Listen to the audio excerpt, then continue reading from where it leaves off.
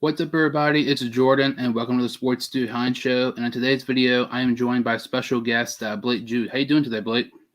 Doing fantastic. Ready to talk about the NFL draft and its entire offseason, of course. A lot of fun moves, a lot of different things have happened around the NFL lately.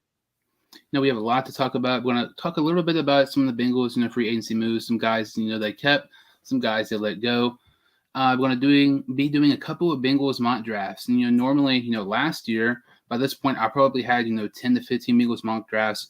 It's actually the first Bengals mock draft video I've done this year. So we're going to be doing two of those. I want to try to do one with trades and one with no trades. And then towards the end of the video, I want to be talking about the big interview I had a couple of days ago with a really big former Bengal player. We'll talk about that coming out in a couple of days.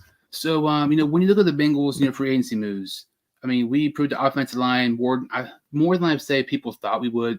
We have 3 new starters, and potentially we can maybe even have, Quentin Spain come back at left guard. And, there's still cap space that we wanted to bring back Quentin Spain or, Larry Ogunjobi. We still have enough cap space to bring one of those guys back. But so far, what are your kind of, initial thoughts and reactions toward this Bengals free agency move so far? I think if you're a fan of the Bengals, it's completely ideal. This is what you've been begging for years if you're a Cincinnati Bengals fan, especially ever since they drafted quarterback Joe Burrow. You desperately needed offensive line. That was well known. It's been well known for quite some time now. We've had a big need of offensive line for several years, and it's never been completely figured out. You go out, you get Ted Carris, I think a very promising, underrated center in my eyes. Alex Kappa, I would say above average guard, one of the better guards in the league right now. He can fit in at right guard immediately, be a good pass protector for this team. And you get La'el Collins, which I would say is the biggest signing the Bengals have had in years, getting a borderline top 5 even right tackle in the NFL right now. You add 3 key trustworthy pieces to the offensive line to protect Joe Burrow from center to right guard to right tackle. And all of a sudden, the right side of the offensive line, which has been one of the worst groups that Cincinnati's had for several years now, is now going to be a above average group potentially. And I think this can overall fix the entire offensive line, honestly. Once you see how well they're able to play together, it's going to make the lives of Jonah Williams, it's going to make the lives of whoever left guard is going to be, whether it's Quentin Spain, Jackson Carman, whoever it is. It's going to make their lives easier as well because they're going to be playing better in unison. Everyone's going to be able to hold up to their man. It's not going to be more of a one-on-one kind of deal. It's going to be more of a teamwork, a more aware, good offensive line. And I really think Joe Burrow's life is going to be made a lot easier after the moves the Cincinnati Bengals have made overall. I will say they, outside of that, they lost a couple of key pieces. CJ Uzomah is no longer on the team, of course. It's a big loss for the squad. They do lose guys like Auden Tate and Fred Johnson and Darius Phillips. But they do kind of fix that. We see a lot of different other signings around. They are able to get Eli Apple back on a 1-year, $4 million deal. I think the guy that I thought had a very solid season last year. Hayden Hurst is signing a 1-year, $3.5 million deal. Not a lot of outside signings as a whole right now, mainly trying to keep the guys in-house here. But that's what you try to do whenever you're a Super Bowl, appearing team. This is a team that has a lot of really good players that all had a lot of good plays last year. And Cincinnati's able to keep a lot of their guys on pretty good value deals while still able to have, $12, $13 million in cap space. Maybe you'll go out and make some more signings, like you mentioned, Quentin Spain at left guard, maybe go out and get Larry Ogunjobi back. Who knows? It's certainly possible with the cap space they still have. When you look at our moves so far, it's so weird because heading into free agency, I felt like some people were talking about, Ryan Jensen, Andrew Norwell was a guy, Laken Tomlinson. And then we go and, sign Alex Kappa, we signed Ted Carris, some of those guys who were not really talked about at all for Cincinnati, but were very nice signings. It was really, still basically for Cincinnati for the price that we got some of those guys for. Alex Kappa has been one of the better guards, like you said, for the past couple of years. Ted Carris, he mainly played left guard last year, but the thing that's great about Ted Carris, he can play left guard, center, and right guard. So if somebody goes down, we have that flexibility, and he can play any interior offense line position, which is great to have on a team. And then it's so weird because as we head into the offseason, when you look at our players in the offensive line, obviously we have Jonah Williams at left tackle. There was talks of possibly about maybe Spain comes back at left guard. And then center, like I mentioned, people talked about Ryan Jensen and right guard. Maybe it could have been Laken Tomlinson. But right tackle was just the biggest question mark as we head into the offseason, in my opinion. It was like you kind of had a general idea who the Bengals might take at some of these positions, but you had no freaking clue at right tackle because, there's a scenario, in my opinion, I thought if the Bengals would have got, Brandon Sheriff even, for example, or, maybe Ryan Jensen, Who's to say Riley Reef could have came back on a 1-year deal or something like that? And then all of a sudden, Leo Collins gets cut by Dallas, and we get Collins.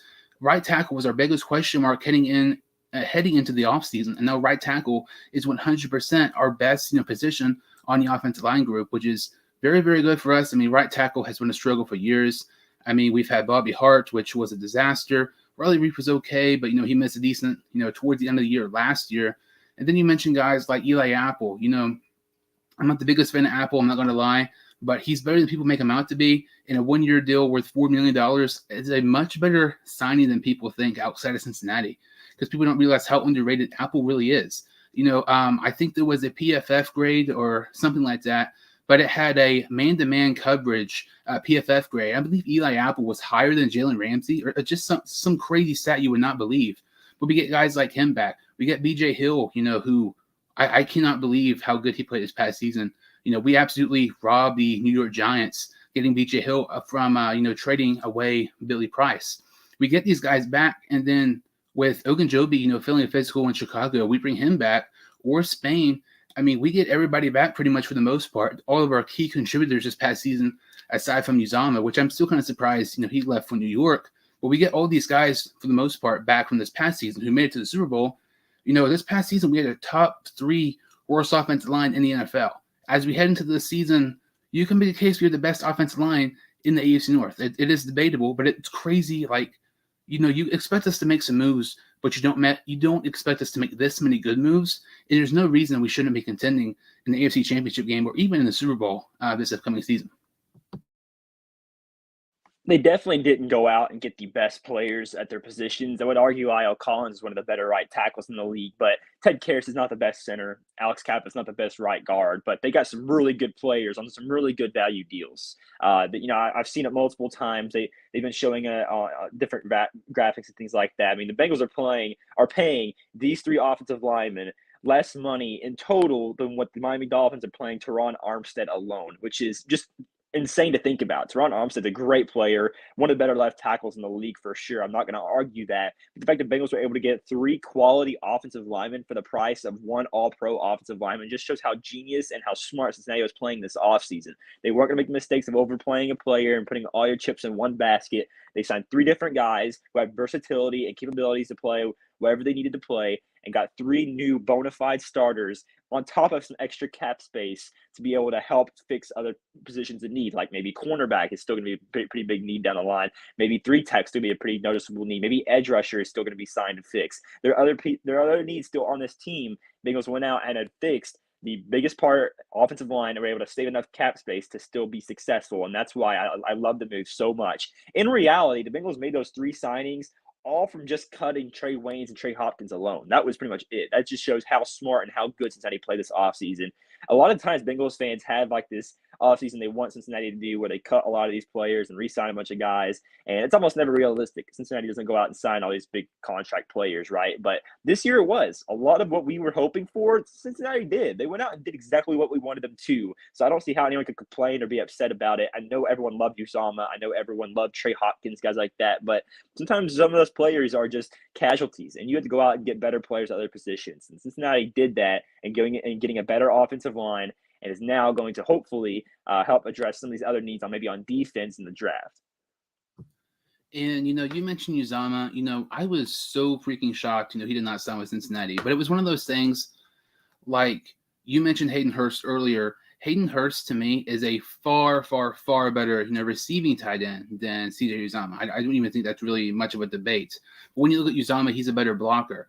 And it's one of those things, Hayden Hurst might not be an upgrade over Uzama, but I feel like Bengal fans might have overrated Uzama a little bit. Obviously you want to have that locker room leadership, but Uzama, it's like when you look at some of those other tight ends like Joe Everett, Hayden Hurst, some of those other guys, those guys are definitely capable of putting up the production that Uzama has the past several years. But you also mentioned Trey Hopkins. And it's another guy, we let go, and it saves us more money so we can get some of these other guys. And you also mentioned, Armstead, which is crazy, as we're heading into the offseason. Lots of fans are wanting Armstead. I just never really understood that because, we got all those guys that you mentioned for less than, Armstead's money. If we signed Armstead, he would have been playing left tackle, and Jonah Williams would be playing right tackle. I've said this multiple times, and I feel like I'm one of the very few people who have been vocal about it. Jonah Williams has shown potential, but he is nowhere near what we expected him to be so far. I mean, we're talking about Jonah Williams who, missed, I believe, 22 games in his first 2 seasons, and who has still lots, learning to do. And moving him at right tackle, which has not made any sense, especially, with us signing, if we would have signed Teron Armstead.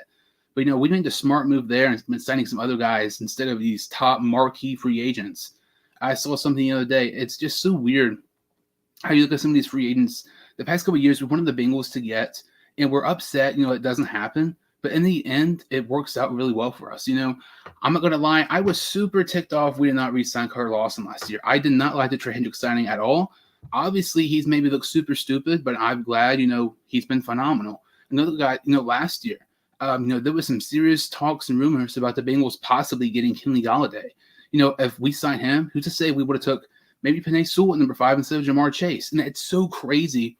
I've said this so many times. It's like you want the Bengals to do something and they don't do it and you get mad. But in the long run, you're like, holy crap, if they would have done that thing I wanted this to do, I mean, we would not be nearly as good. And it's so crazy because when you think the Bengals don't know what they're doing, they fool you wrong. Some people wanted us to get, Sewell over Chase. Chase is already one of the better receivers we've seen in Bengals franchise history. So I really feel like the moves that we've made, I don't get how you can be upset because the moves we made, I mean, it puts us in championship, contenders for at least a couple more years. Even when the fans have disagreed, I mean, these are the moves the Bengals have made to put us into the Super Bowl next year, right? I definitely think that when you look at what Cincinnati has done all around the board with the moves they made this offseason, trying to go out and when signing guys like Chidobe Awuzie, Mike Hilton, Trey Hendricks in the previous season, even though some of those moves we might have not completely agreed with, I don't know if anyone was really ideally wanting to put Trey Hendricks in place of Carl Lawson or even putting Chidobe Awuzie as the cornerback 1 on your team. I don't think that was ever ideal for Cincinnati Bengals fans, but look, it worked out. It's exactly what needed to happen to be a Super Bowl contending team.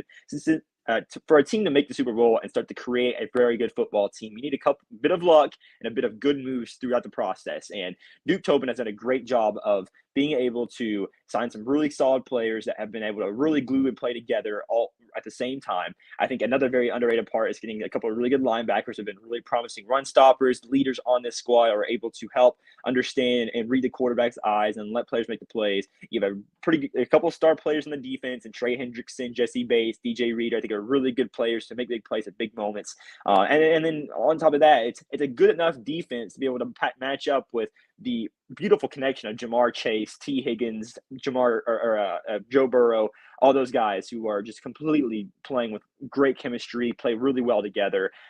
That's just a fantastic idea for Cincinnati to try to prioritize getting the skill positions and the quarterback first to get them an early connection to be able to get used to each other and then building the rest of the offense around that. I think that worked out perfectly for Cincinnati, and they're looking at next year Cincinnati potentially having a top 5 offense in the NFL. And when you look at us, in years past, it just seems like, we could always look forward to the draft. We'd have a second year, but, we're looking at, top 5 draft prospects in the, at the beginning of November, because we never going to have, a top 5, top 10 pick. Clearly, this was not the case this year, as we were a top 5 team, in the NFL. The draft is just 4 weeks away, which is just kind of crazy to say. Bengals picking 31st overall in the first round. This past year they picked 5th, and the year prior they picked 1. Obviously, a big jump of picking and everything. And so we're not going to be getting these top 5 and top 10 players like we had the past couple of years. So as we look, we're going to be doing 2 mock drafts here from ProFootballNetwork.com. So who are some guys you're kind of looking at here who has a chance possibly being here at the 31st pick overall? I think you're on mute. There definitely are still quite a bit of need Cincinnati has in this roster. They have filled out a lot of what they need right now, and that's been very impressive. But we do still notice that there are a couple of needs, specifically on the cornerback room, on the defensive line. I look on maybe the edge rusher position as well. There are a couple of spots where I think Cincinnati still does need to improve, and I think that there could be some good value here if they're able to find a guy that falls to them at 31. And, looking at the 31st pick here, our first mock draft on Pro Football Network, Kaiir Elam, a corner from Florida, I really, really like, just got picked 1 pick before us, the 30th pick to Kansas City. Then you have some of these guys, on defense here. You have Devonta Wyatt, a guy I like a lot. David Ojabu, an edge rusher from Michigan, a guy who was probably going to be a top 10, top 15 pick, but unfortunately, had a serious injury at his, pro day at Michigan. So he's probably going to drop out the first round. And then for whatever reason, Chris Olave is here. I mean, this isn't going to happen. I just feel kind of tempted to take him. I know it sounds stupid. You should always take best player available. Chris Olave is 100% the best player available here, but we're not going to take him. We're going to try to stay realistic. So who are some players you kind of maybe wanting us to look at here, or any certain positions? Yeah, for starters, I think both Perion Winfrey and Devonta Wyatt are pretty solid players on this defensive line that can be added. Perion Winfrey's more of that. I think he can play 3 tech, also a pretty solid 5 tech. Not the most prolific pass rusher in the league, but it's definitely a guy that's capable enough to be able to win at the line or in the trenches, to be able to get to the quarterback whenever necessary. I also look at Devonta Wyatt from Georgia, a guy that I think could probably go a little bit higher in this class, actually, playing the 3 tech position as well. If the Bengals choose not to get Larry Ogunjobi back, you still have a pretty big need at defensive tackle behind B.J. Hill and DJ Reader. So getting a guy like Wyatt can definitely win one-on-one and be able to get to the quarterback whenever needed as well is also very tempting, because I do think he has a lot of good potential in the nickel sets playing alongside B.J. Hill at getting to the quarterback. I love David Ojabo. I think he's one of my favorite edge rushers in this class. I originally had as my edge 3 in this class, just behind Aiden Hutchinson and Kayvon Thibodeau. I really think the injury to the Achilles is a big bummer for him. I really hated to see it. It looked really bad.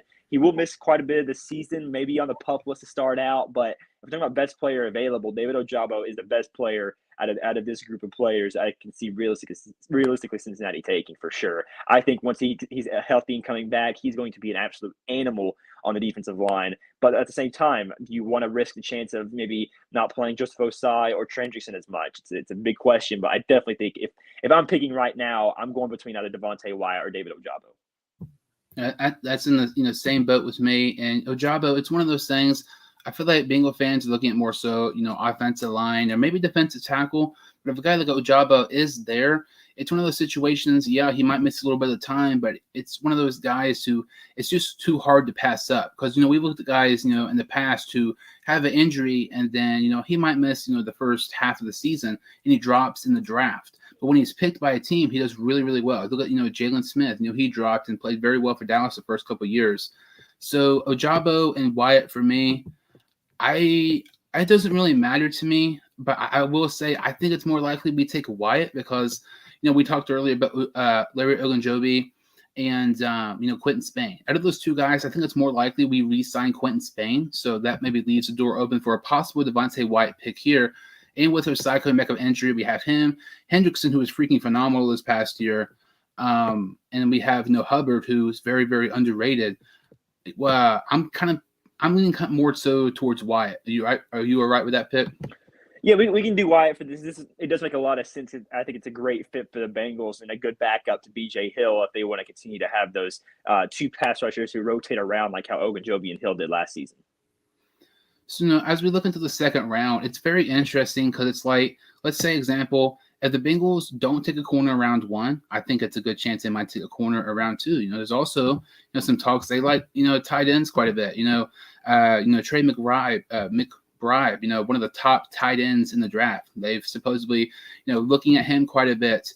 And looking at some of these guys here, Kyler Gordon, a corner from Washington, who's kind of, in that 30 to 40 range, who some people even have the Bengals taking with their first round pick. We take a defensive tackle in round 1.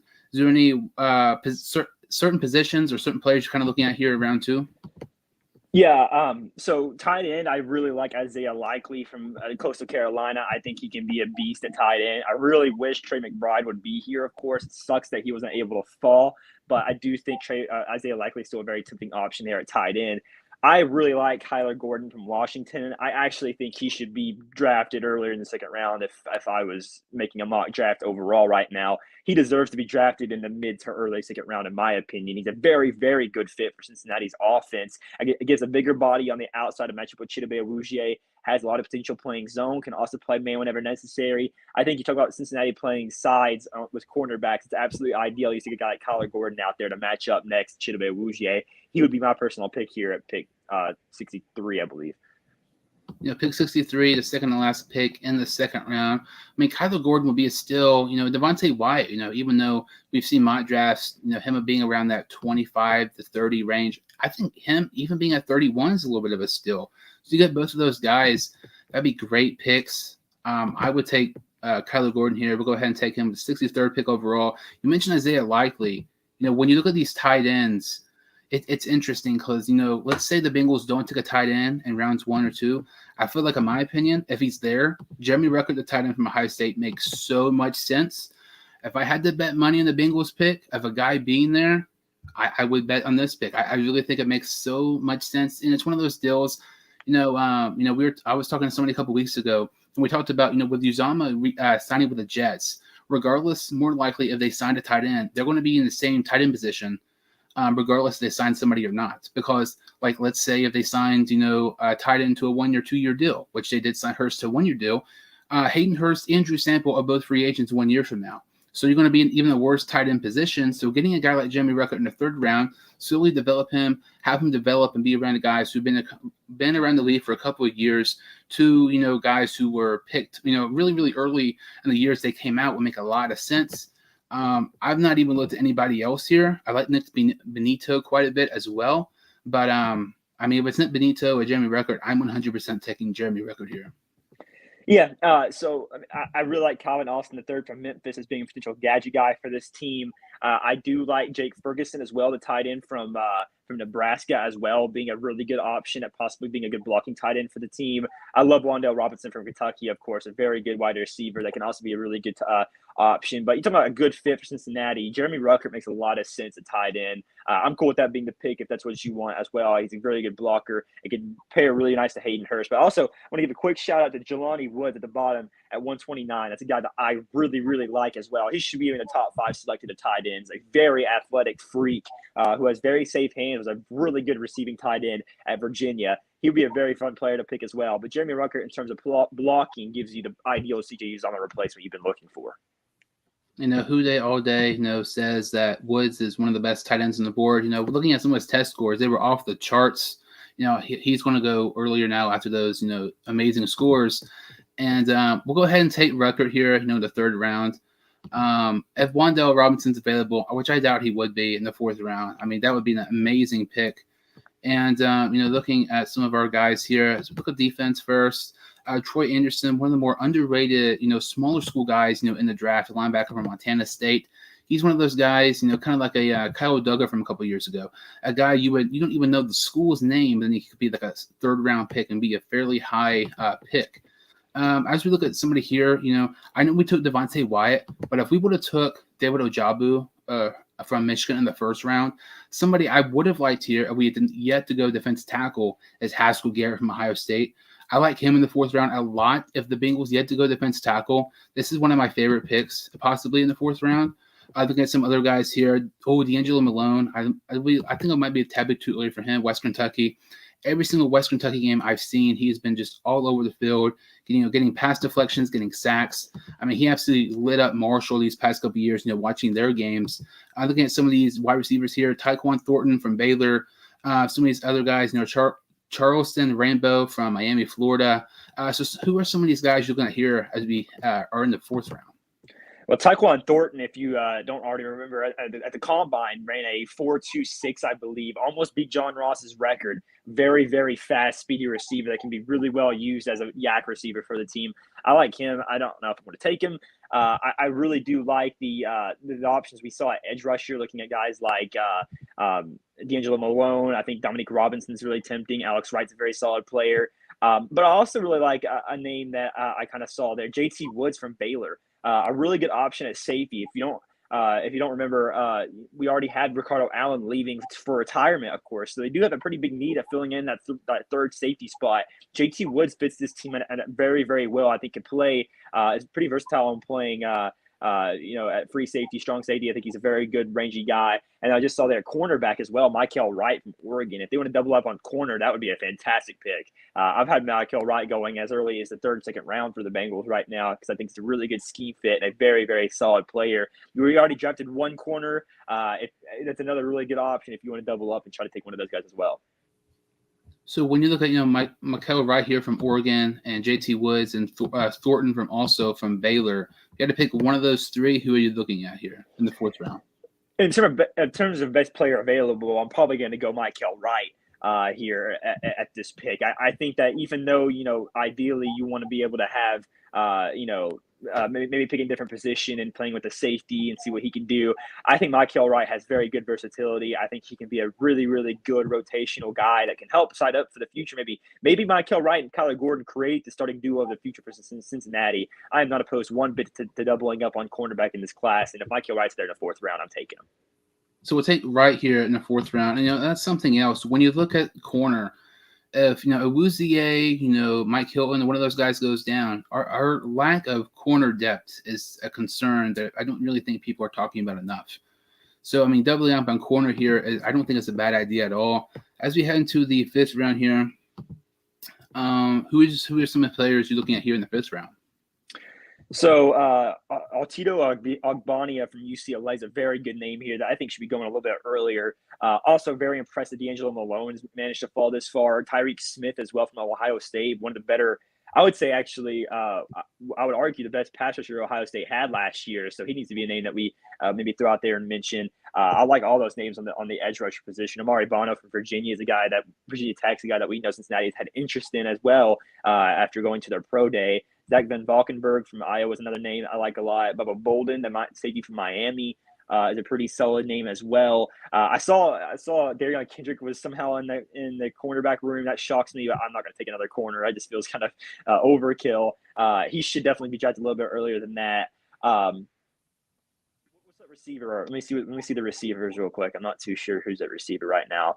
Kyle Phillips is a guy I like a lot. From UCLA. That would be a really solid pick if they go out and get him. A guy that I think could be, because Cincinnati does have a pretty underrated name at finding a wide receiver for this team right now. You lose Auden Tate, your next guy up is really Stanley Morgan Jr., who's primarily a blocking guy. If you want to get another weapon, maybe a backup slot receiver to pair next to Tyler Boyd in the future, Kyle Phillips would be a really good pick here out of UCLA. A guy that I think has really safe hands, very solid route runner, that's really, really good at finding gaps in the defense and being able to get open in space. I really think Kyle Phillips could be a really fun pick here in round 5 as Cincinnati wants to go out and get another wide receiver to help pair with these guys.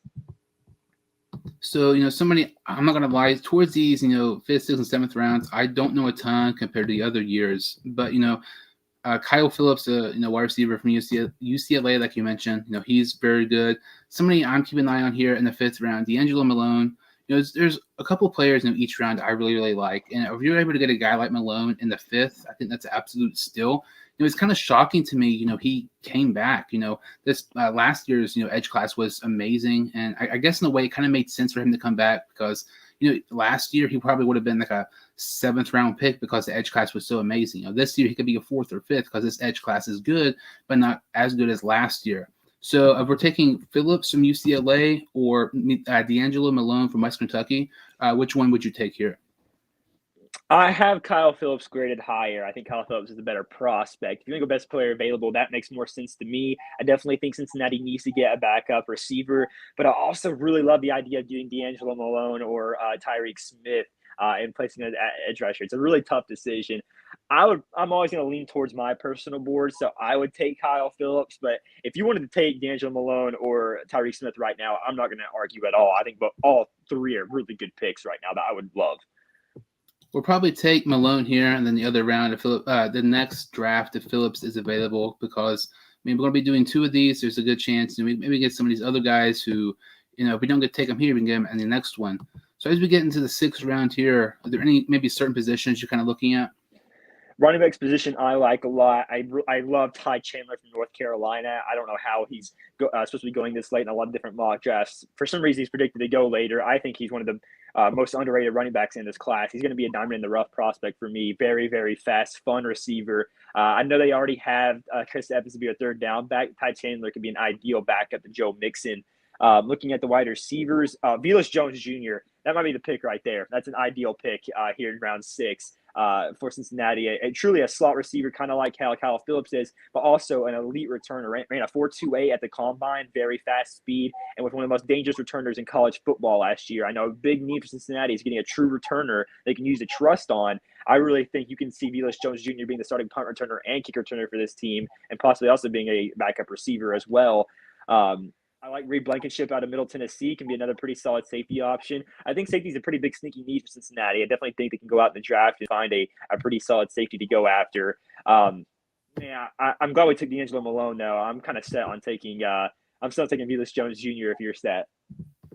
Yeah, we'll take Jones here in this pick. You mentioned Reed Blankenship. He's one of those guys. There's always about 5 or 10 players, like 6th, 7th round picks I really, really like. And Reed Blankenship's one of those guys. You already mentioned, Ricardo Allen retiring. We only have Bates in a 1-year deal.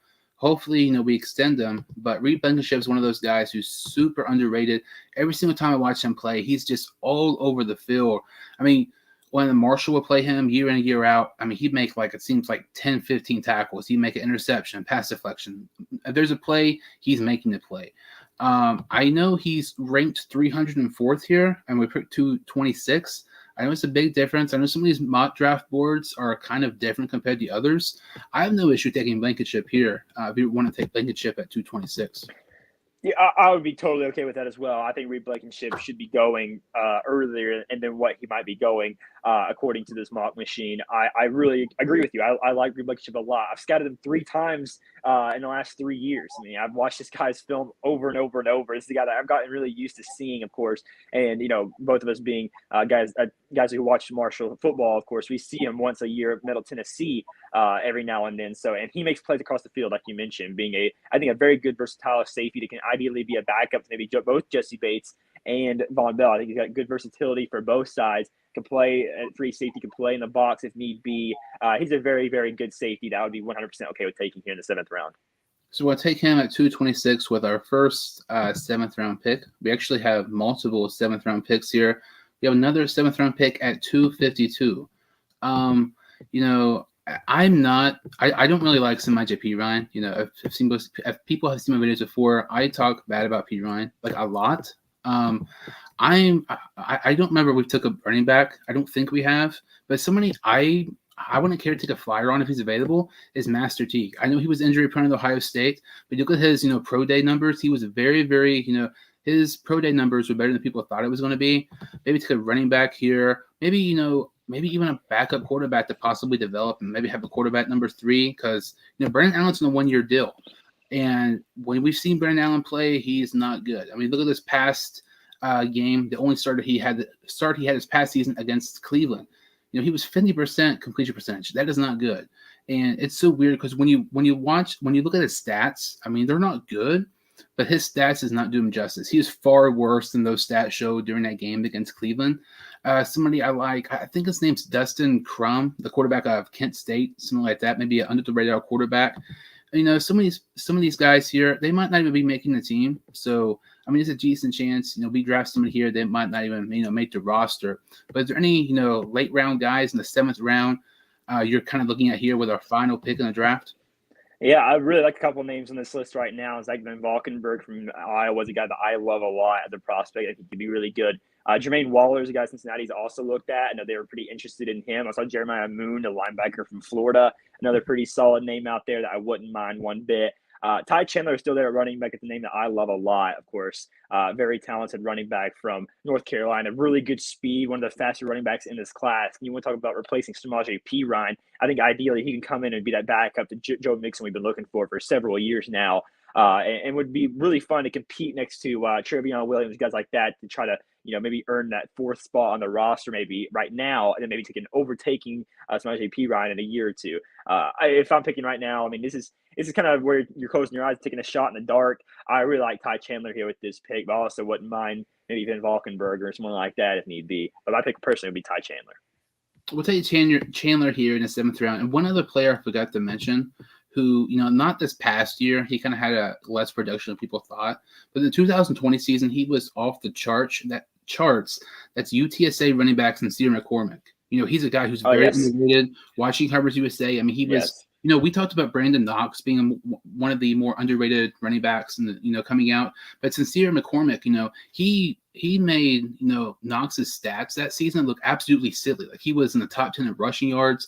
So I mean, not in this mock draft. We'll take Chandler here, but in the next mock draft, I think that's somebody definitely keep an eye on for as we look at possibly getting a running back to compete with Pete Ryan and Chris Evans. So looking at our mock draft, we were able to get Devonta Wyatt, Kyler Gordon, the corner from Washington, Jeremy Ruckert, Mikael Wright, the corner from Oregon. Looking at it here, it's not letting me look at the guys we took. So I mean that kind of sucks.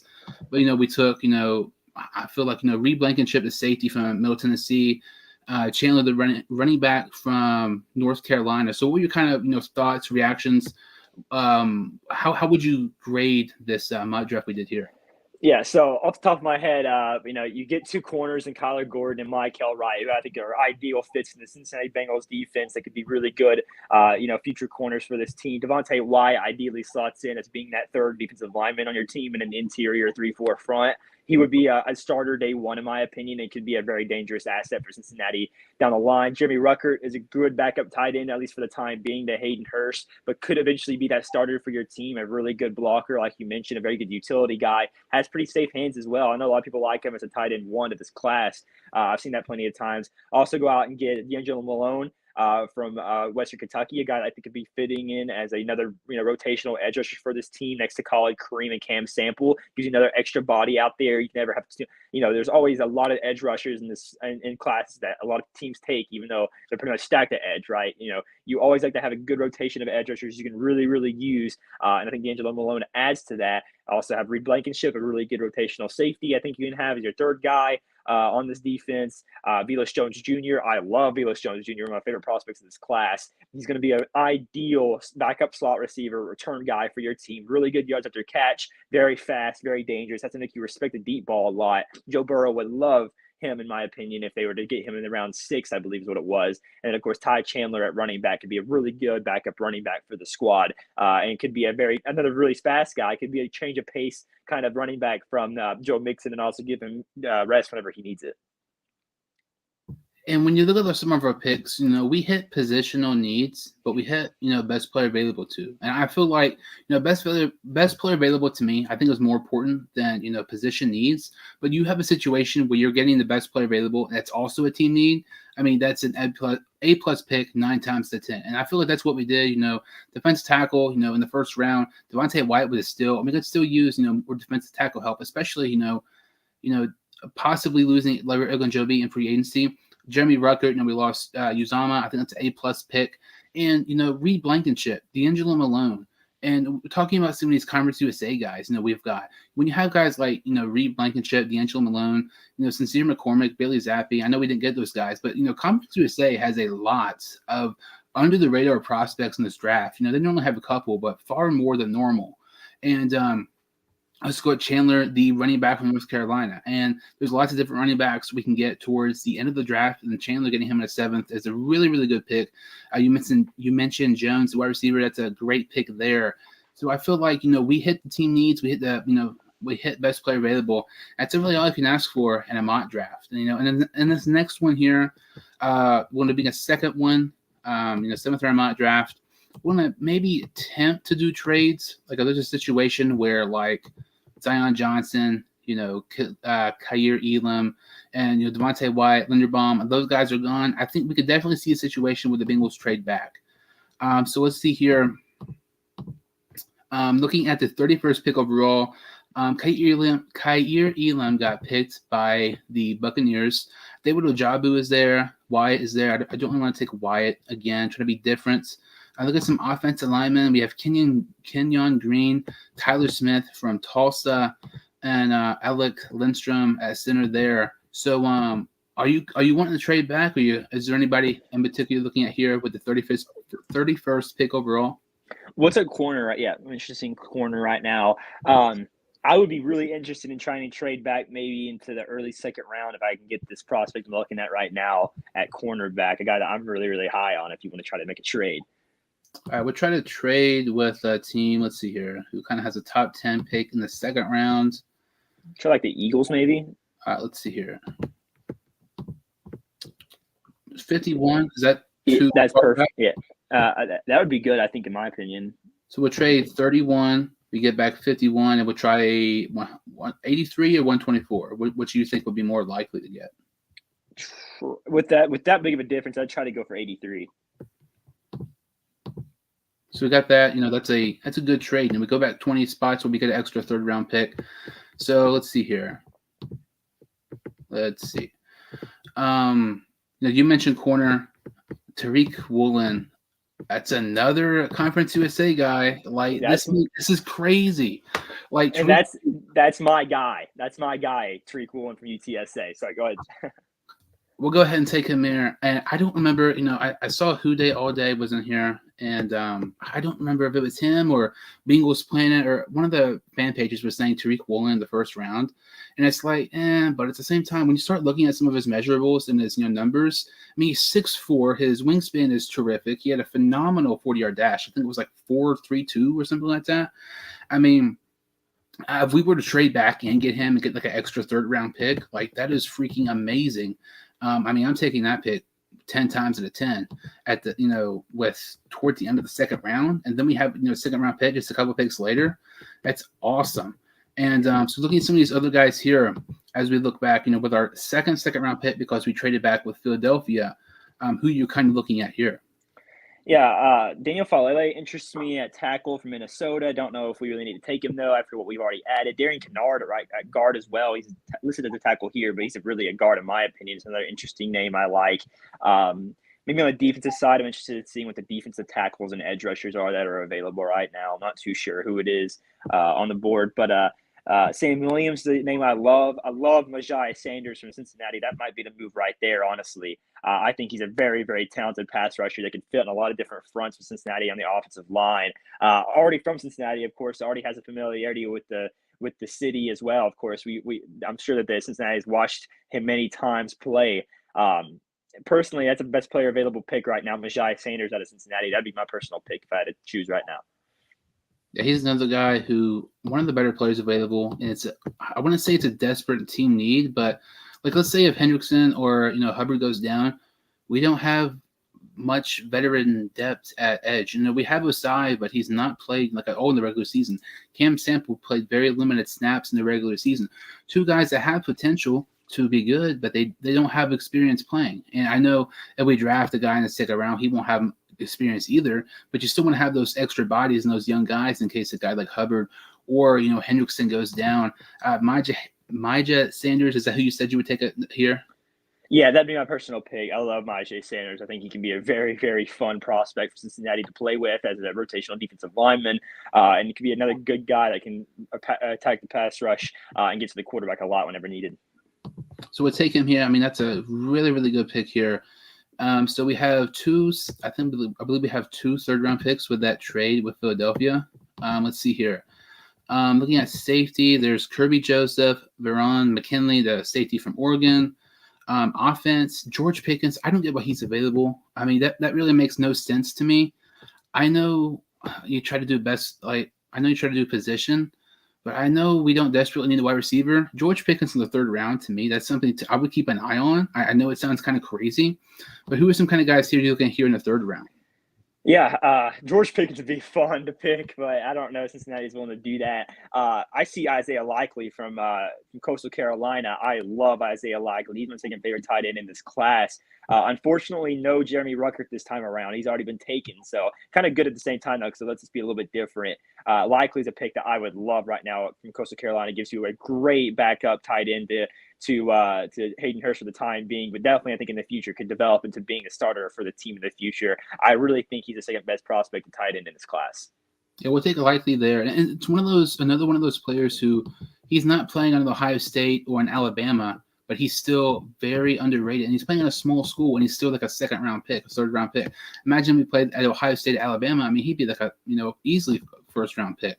So looking at, with our second, third-round pick due to our trade with the Eagles, Kobe Bryant is somebody to me that stands out. I know we took Tyreke Woolen, but, I mean, we doubled up a corner. The first mock draft, I mean, as long as we're taking different corners, I don't see it bad doubling down on corner here. So is who you kind of looking at here with our second, third round pick? Yeah, Kobe Bryant interests me a lot. I get another corner that they can double up with. That would be really interesting. I see Channing Tindall from Georgia, a good linebacker that could be a really good rotational guy at linebacker for this team, as well as Darian Beavers from Cincinnati as well, two really solid linebackers. They still have a pretty big need at 3 tech, in my opinion. I'm not too sure he's available at defensive tackle, but that could be a couple really interesting picks there. Zachary Carter, Haskell Garrett, Otidio Ogbonnia. I like Haskell Garrett a lot here as well. I think it's another really solid pick at a big position of need, of course, at 3 tech, a really good pass rusher. I think Haskell Garrett can be. I'm not too sure if it's great value here right now. Chris Hinton, I believe, is also there. Yeah, from Michigan. I really like the linebackers right now. I look at Darian Beavers and Channing Tindall. That would be where I would personally go. I like both those guys a lot. I also mentioned Troy Anderson from Montana State, of course, another really interesting name there.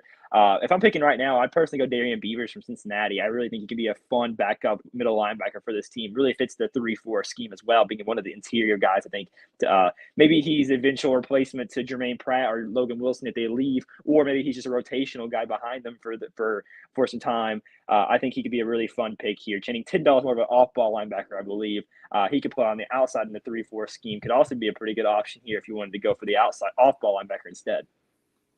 So, were you taking Beavers or Tindall? Who would you prefer here? I have Beavers graded higher, but honestly, thinking about it, Tindall might be the better fit for the Bengals in terms of scheme if you want to keep Jermaine Pratt and Logan Wilson. So we'll go Tindall. So we'll take him with our second, third round pick here. Looking at our fourth round pick, we've yet to take a defensive tackle. Haskell Garrett's available. I haven't even looked at anybody else. I'm pretty much dead set on him. We're going to take him. That's the pick. Yeah, that's the pick. I mean, that is like best case scenario, especially if we trade back, get the guy you wanted. And we've seen this happen before with Cincinnati. I mean, it was the second round, not the first round.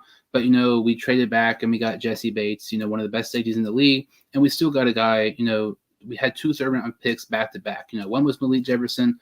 That was a dud, but the other one was Hubbard. So, I mean, we're having a guy who extended for him. Anytime you trade back, get the guy you want, and get extra picks, you do that, not 10 times out of 10. That was great what we did there. And we got some, great, other picks there so far in the middle rounds. So, looking at it here, is there any kind of positions you're looking at here with the 170 pick? Yeah, I wouldn't mind to double up on tackle and get Otidio Ogbonnia as well, but I don't know if Cincinnati really wants to do that since they already got Haskell Garrett. Interested in looking at what's at receiver right now. I think it's a pretty interesting spot to look at. I think you could probably get a good guy there. There is Kyle Phillips there, another guy I still am very, very high on, like a lot. He's a really interesting option. Also interesting to see is what's at safety right now as well. If there's someone available there, Kobe Harvell Peel, from Oklahoma State, the name that I do like. Bubba Bolden from Miami of Florida, pretty fun name. I like Kyle Phillips a lot. I mean, it's up to you, but I would definitely be interested in taking him at wide receiver to kind of get that backup wide receiver we've been needing for a while. We'll take Phillips here at 174. We didn't take him in the last one. We'll take him on this one. As we head into the 6th round, I mean, this mock draft, I feel like, us trading back, I feel like it made a big difference compared to the first one. I think so far this one might be a little bit better. But with our 6th round pick, are any kind of certain positions here you're looking at? Yeah, we need to look at an offensive line. We kind of neglected the offensive line through this draft. Let's see what's there and see if there's anyone that we like maybe. We got too many names I'm familiar with here. Jalen McKenzie, from USC, Gene Delancey from Florida. What about guard? See what's at guard. If there's anyone there, maybe. Dylan Parham from Minnesota or from Michigan's here. That is shocking. As well as Luke Thornton from Kentucky. Dylan Parham would be my pick here in a heartbeat, actually, if he falls this far. Is another guy similar to Ted Karras, actually. Pretty good playing alongside any of the interior offensive line spots. Can play center, right guard, left guard. If he's able to pan out the way he could, all of a sudden you had Ted Karras and Dylan Parham, who are both very versatile backups. Ideally, I think Parham enters season 1 being the backup to Ted Karras whenever needed. I think he could be a very, very good pick to have in case as insurance policy in case anyone on the offensive line gets injured. So we're taking Parham, the offensive guard from Memphis here. I would love that pick. That'd be an A+ pick in my opinion. And it's one of those things. It's like you can never have too many good offensive linemen. And with Cincinnati, I mean, I think that's our first offensive lineman we've took in these two mock drafts. But I would much rather have us take a guy in like the fourth round, have lower expectations, and maybe him, maybe not play right away and slowly develop than take a guy in like the first or second round. Because we've seen the Bengals offensive line, time and time again, we'll be seeing offensive linemen taken in the first round. Look at, I know this is a long time ago, but look at Aboihi, look at, Fisher in the second round, look at Billy Price. Even so far, I think Jonah Williams he's not really in that category, but I think he's close to it that people think. These offensive linemen that we took very, very early haven't really panned out. So we take an offensive lineman here, like the third, fourth, fifth, something like that, who has potential. I think it's better off than taking a guy in the first or second, unless it's a guy like Zion Johnson who just can't pass up or someone like that. But looking into the seventh round, we have 2 seventh-round picks. Any kind of positions you're looking at here? Yeah, I want to see if Sincere McCormick's on the board. Is he there? Not too sure. No. He's not. Dang. Okay, so he's going a little bit earlier. It makes sense. I don't blame him for that. Still would like to get a running back down the line. We can maybe look at getting maybe someone like Master Teague, like you mentioned earlier, maybe from Ohio State could be a pretty solid option. Also interested in seeing what's that safety maybe. I know it's another pretty big need for Cincinnati right now. We got Reed Blankenship still there. I know we already took him once, so we don't have to do that again. Scott Nelson from Wisconsin's pretty solid. Percy Butler from Louisiana. I have not watched him yet, but it could be a pretty solid option as well. What about corner? I know we've only had one cornerback in this class draft so far. Kalen Barnes, the name I like a lot. Jermaine Waller as well, another really fun name. Kyler McMichael from North Carolina. Those are really 3 really good options at cornerback. We do already know Cincinnati has some interest in Jermaine Waller from Virginia Tech. That could be a pretty realistic, solid pick here at round 7 for the Cincinnati Bengals. So, looking at these corners here, if you had to pick one of those 3 corners you mentioned, which one would you take? I believe I have McMichael graded the highest of the group, but I do know that we do show interest in McMichael as well, and Jermaine Waller as well. So maybe Waller's a more realistic option here since Cincinnati probably thinks he's a pretty good scheme fit for the team.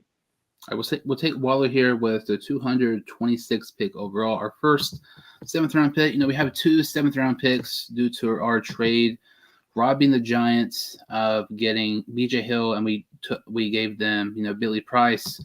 So we kind of mentioned running backs. We already looked at Sincere McCormick. He's not available. We already took Ty Chandler in the other mock draft. But aside from Master Teague, is there any certain running backs you may be looking at here? Shamari Jones is an interesting name from Coastal Carolina. It was a pretty good running back. Connor Hayward from Michigan State was the backup to Kenneth Walker, I believe. He's pretty solid. Don't really know if I'm interested in him, though.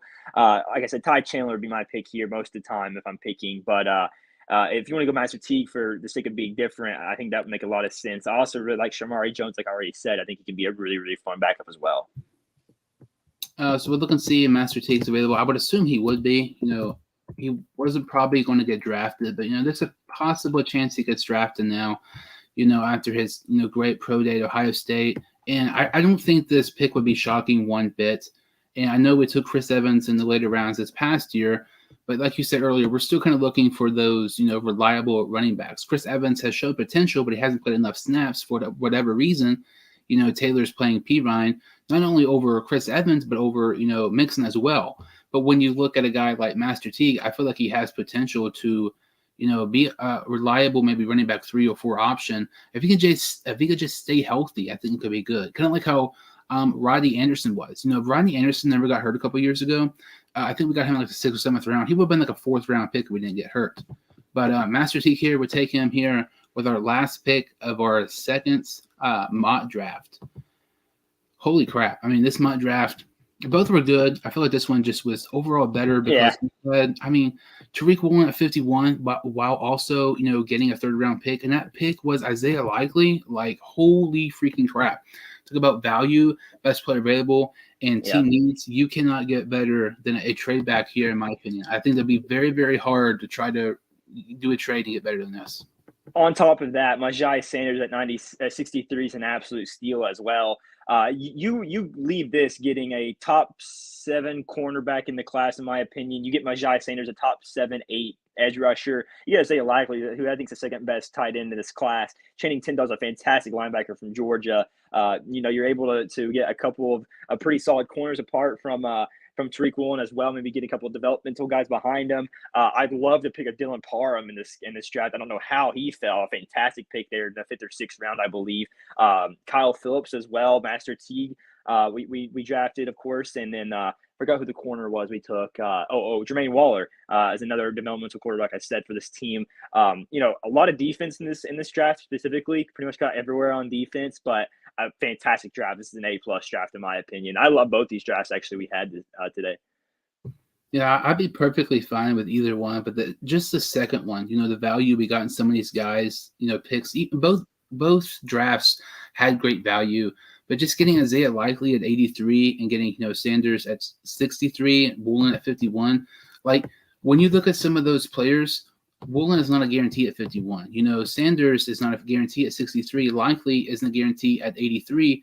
But with that trade, we get all those guys. So both of these both of these mock drafts really, really worked out for us. And I feel like if we were to get either one of these, I mean, we talked about before, we're already contenders, not just in the AFC, but in the whole NFL. You're gonna draft like this. I mean, if we can have another hit, we've had some amazing drafts these past couple of years. Getting a guy like Evan McPherson in the 5th, Chase, Burrow, T. Higgins in the 2nd, Logan Wilson in the 3rd. Some of these guys here, getting Tyreke Woolen in the 2nd round, he would be a huge part of our future for years to come. We have him for a 4-year deal. Some of these other guys who could be so great for us. So doing these 2-round both of these mock drafts. What would kind of be like your win projection if this was based on this second mock draft? So it depends on how Tyreke Woolen pans out. I think he's going to be a developmental corner as well. You can argue that Eli Apple might still be the starter week 1, even if you got Tyreke Woolen. But if he's able to come in and be the corner, I think he can be next level.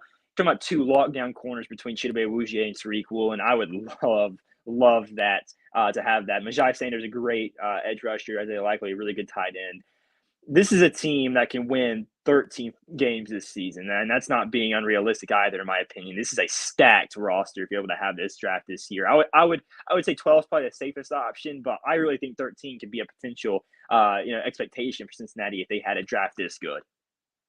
I was looking at the schedule the other day. I'm looking at more so before this, mock draft. I was thinking probably possible 10, but more so 11.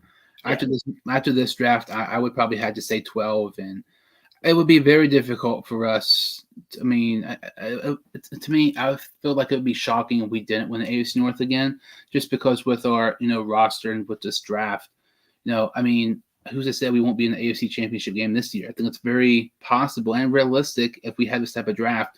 We could possibly be seeing ourselves in the Super Bowl, next season.